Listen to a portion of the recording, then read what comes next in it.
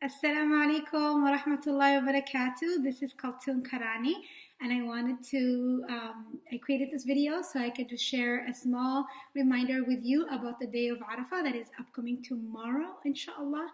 I wanted to share 3 or 4 small benefits about the day, what makes it special, what makes it significant, and something that I've personally been doing the past couple of years that I'm hoping, inshallah, will also inspire you to do the same thing or do something similar, just a way to honor the day and reap the most amount of benefits, as it is a great opportunity. That's why I call this like Arafah, the taking advantage of the Arafah opportunity that Allah subhanahu wa ta'ala is giving us. So we know as Muslims that we are in we are in a holy month, the month of Dhul Hijjah, which is the last month in the Islamic calendar.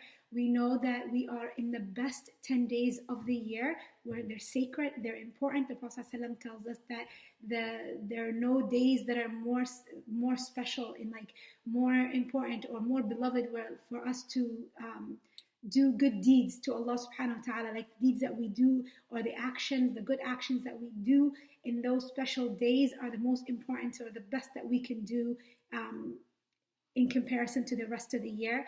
We also know that the day of Arafah, which is tomorrow, inshallah, is the best day of these 10 days as well. So it's like the best day on the best 10 days on the best month.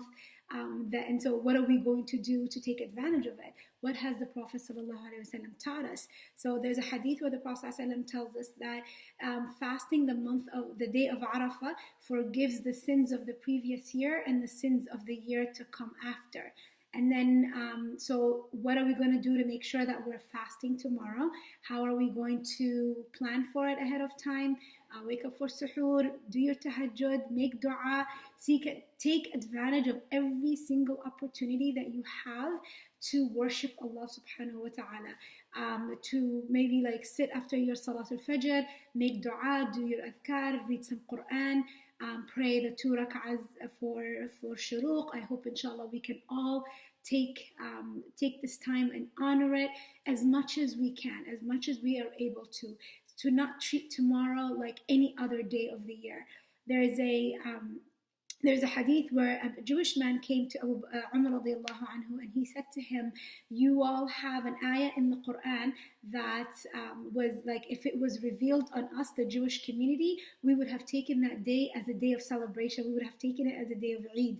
And so Umar asked him, what is this day? And he said to him, what is this ayah? And he said, this is the ayah in Surah Al-Ma'idah, اليوم أكملت لكم دينكم اليوم أكملت لكم دينكم وأتممت عليكم نعمتي ورضيت لكم الإسلام دينا. That today I have completed for you your faith or your religion, your acts of worship.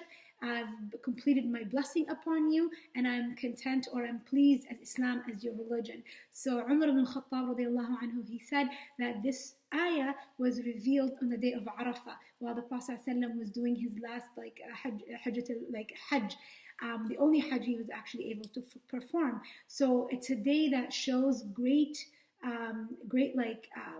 celebration for the Ummah, that we're celebrating the Hujjaj that are performing their Hajj, that Allah subhanahu wa ta'ala on this day also comes down to this lowest level, like lowest heaven, and he boasts to the angels about the people that are gathered on Arafat that are worshipping Allah subhanahu wa ta'ala. So how are we going to take advantage of this day? What are we going to do? The Prophet sallallahu alaihi wasallam tells us that the best of dua is the dua that you make on the day of Arafah. That the best of dua is the dua that you make on the day of Arafah. There's no specific time of the day in which you make it. Some narrations do mention some specific timings, but Wallahu ta'ala alam, the most authentic ones don't mention the timing. And so what I have been doing the past couple of years is completely check out of everything and make myself unavailable. Obviously, I have a lot of responsibilities and I can't do that the whole day. Maybe one day, inshallah, I'll plan that ahead. But I have a responsibility, so I can't check out the whole day. But the time, maybe after 5 o'clock, I tell like my husband, I tell my family, like I'm not available, I'm not going to be here. I make sure I have iftar ready. So I go somewhere beautiful, to a lake. I love lakes. I love Lake Calhoun specifically. Maybe I'll go there. Maybe I'll go somewhere new this time. But it's been Lake Calhoun, so maybe I'll just do what I've always been doing. And I sit there and I make dua, and I sit there for like until Maghrib time, and I take a snack with me so that I can break my iftar, knowing that the dua of the person who is breaking their iftar is accepted. The dua of the person who is fasting is accepted. This is a dua of the day of Arafah, and inshallah it will be accepted. And so, and I sit there, and I actually don't take a list with me that day. I don't know, I haven't done it in the past, and I don't usually like to take lists, but what I do is I think about every aspect of my life. I think about every area of my life and what I would like to have, and I kind of do closure, like become grateful for what has been happening this whole year for me. What am I grateful to Allah subhanahu wa ta'ala for? And then what is it that I'm hoping to come the year after? What is it that I'm hoping to come the rest of my life?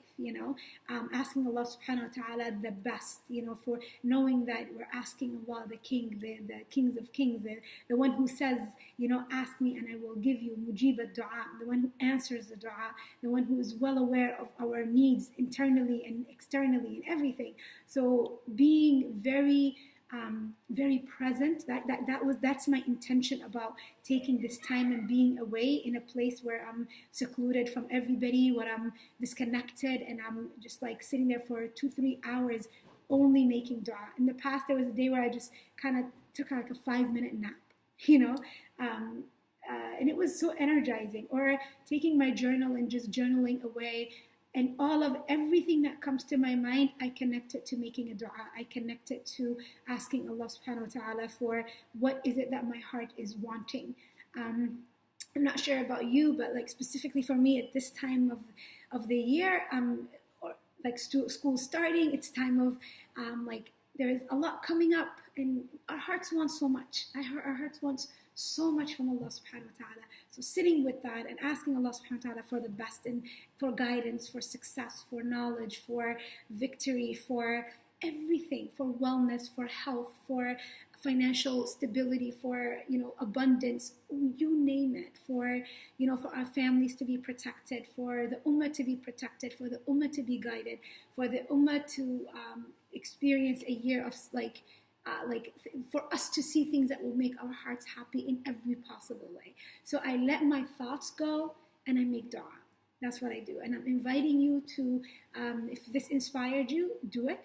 If you want to do something different, do it. Whatever you can do to honor this day, to reap the benefits and take the opportunity of Arafah. Like I've mentioned, so many great things that come with it. And I hope Allah subhanahu wa ta'ala give us success and accept from us all that we intend to do in seeking Him, Ya Rabbil Alameen. Subhanakallahumma bihamdik, ashhadu an la ilaha illa anta, astaghfiruka wa atubu ilayk.